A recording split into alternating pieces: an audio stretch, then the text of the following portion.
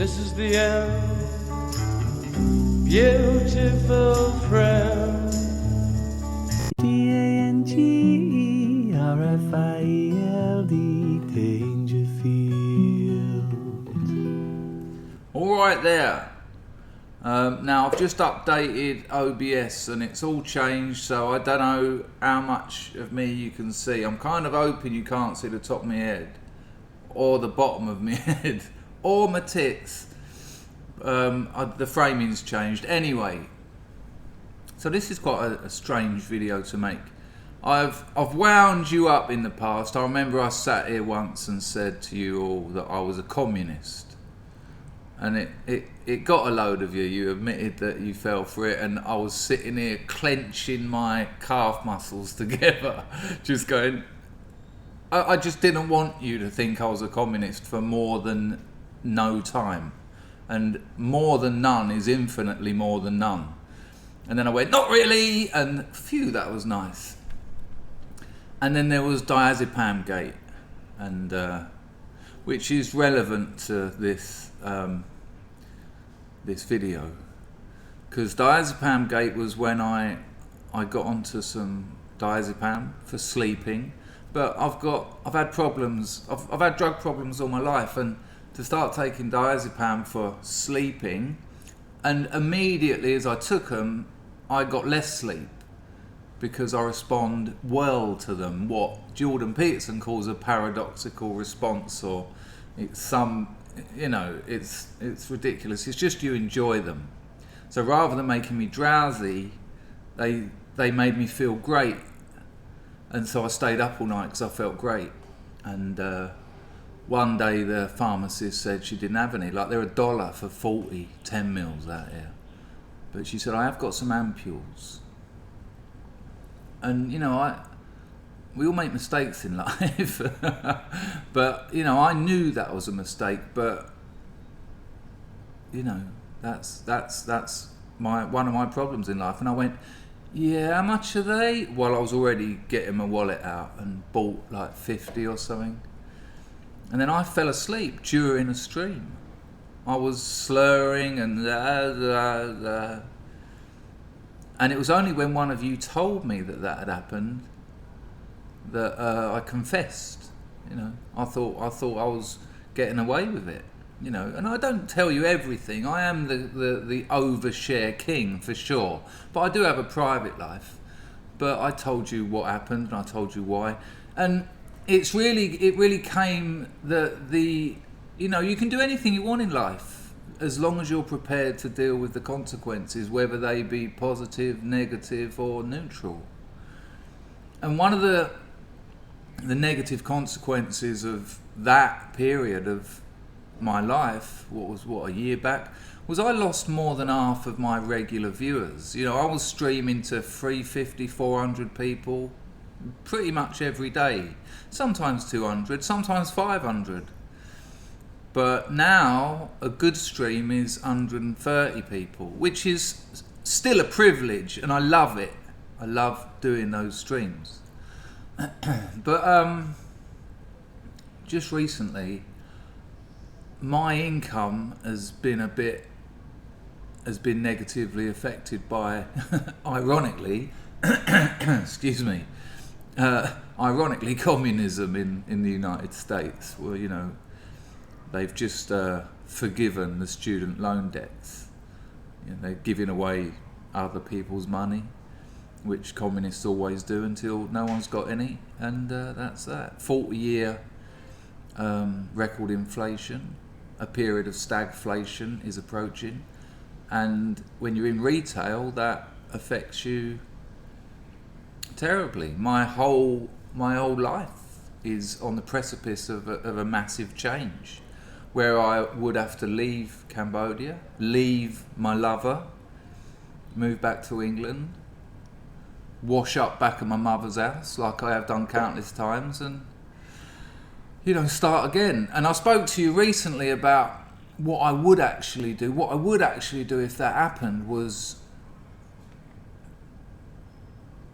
probably start another YouTube channel, maybe book reviews, a literary channel, or or a channel just about culture, where I avoid politics and anything that's a little bit dodged, because YouTube doesn't support channels like mine, even though it's essentially cultural criticism these days and barely political. They don't support it. And get my book finished, but that's hard. I mean, a lot of you have read my Substack, link in the description.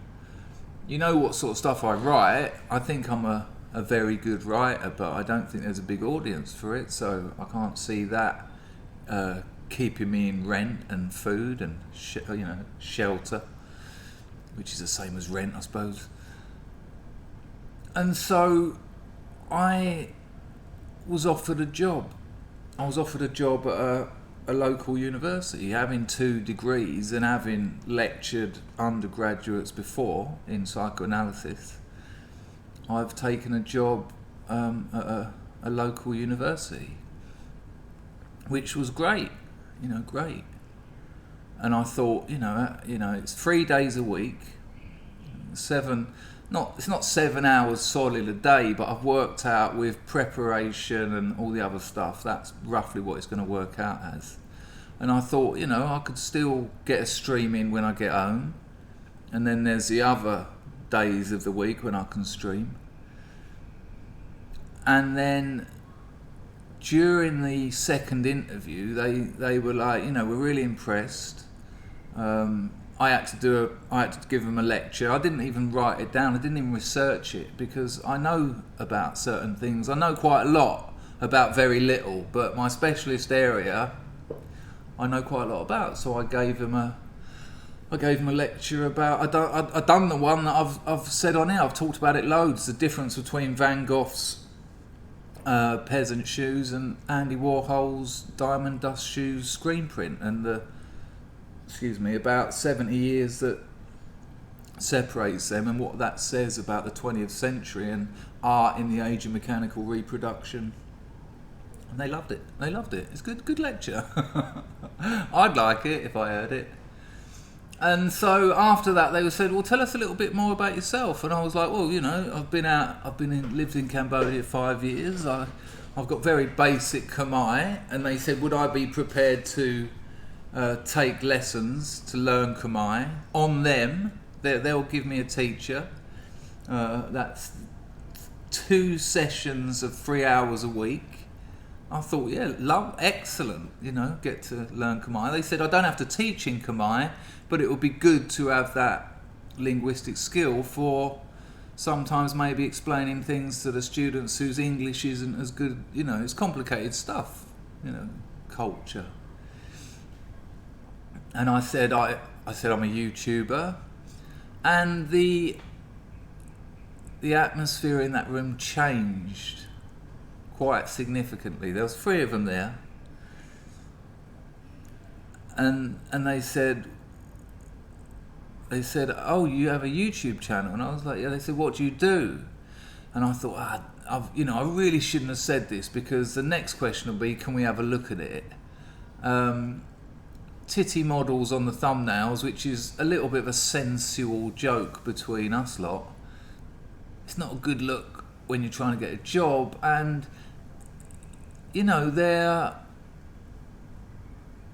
the subject. I talk a lot about narcotics and recovery and using, etc., etc. I didn't tell them I was a writer, and that for the same reasons I shouldn't have said I was a YouTuber.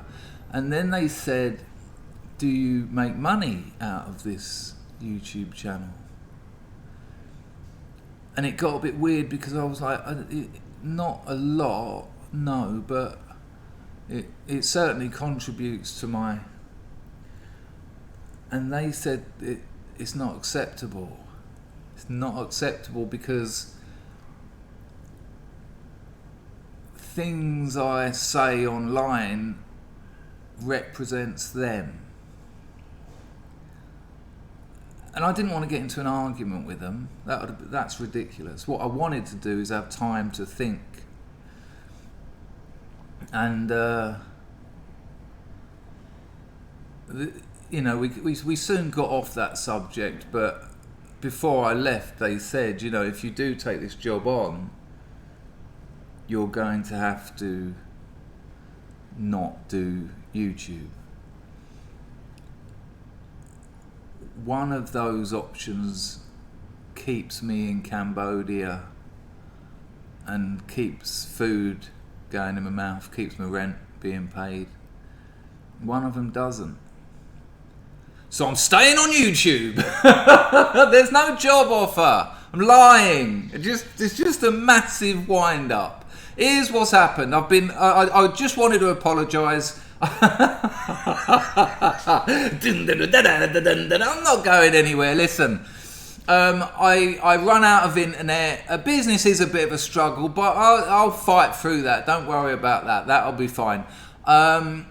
I lost my internet. I've been offline for God knows how long. I've been trying to stream on 10 megabytes neighbour's internet. No good. I've now got like 300 megs upload speed, fibre optic broadband. Lovely, lovely, lovely. I just wanted to really apologise that I haven't been streaming, but this isn't going to be how... Look, I haven't even had time to get my hair cut or have a shave.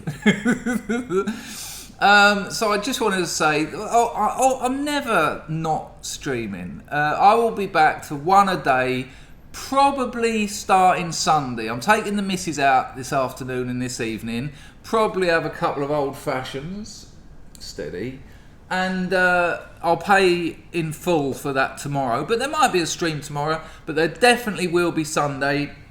SUBSTACK is going to be put back again. We've got a load more have come in, which is great, and I'd urge you people to get them in. Email me music you've made, chris@chrisdangerfield.com. But when I next stream, I will outline the new dates for that, because we will do it. It won't be like the last one, because the last one we had 400 or 500 people to select from. But I've had some very strange people, not strange people, but surprising people. Sensum Communum, great lad. He's dropped a song in. Well, he dropped a whole file of them, but I said to him, just one. And Arklow, I think, has got a... I don't listen to them when they come in. So all I'm saying is, I know it's been a bit sparse on the streams. I've just been busy working. Other things in my life have been keeping me busy. But, oh no, things will be back to normal starting about Sunday, and I'll be streaming daily. I love you all. Bless you all. Have a cracking weekend. And I'll see you as soon as I can. I mean, I'm only going to have 3, 4, 20 drinks tonight. So maybe I'll be alright tomorrow. Maybe I'll just do a hungover stream or something. Or if not, Sunday. This channel ain't going anywhere. If anything, the opposite is true. If anything, I'm going to be making more standalone videos. I know people like them. Every time I do one, a film review, or just that one I've done about how to enjoy life. People in the comments, I miss these, can we have more of these? You know, they do take more time because, you know, there's preparation, there's uploading, there's editing and all that. Whereas a stream, you press a button, you talk for an hour or two, and that's it. But no, I'm upping my YouTube game. There'll be more videos, there'll be more and longer streams. Everything's groovy. I'm sorry about the wind up. I just couldn't help myself. Ta-ta! Enjoy your weekend, and I'll see you soon. Hoi-ta!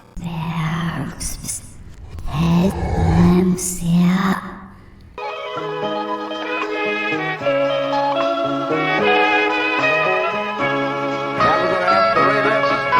subscribe cho kênh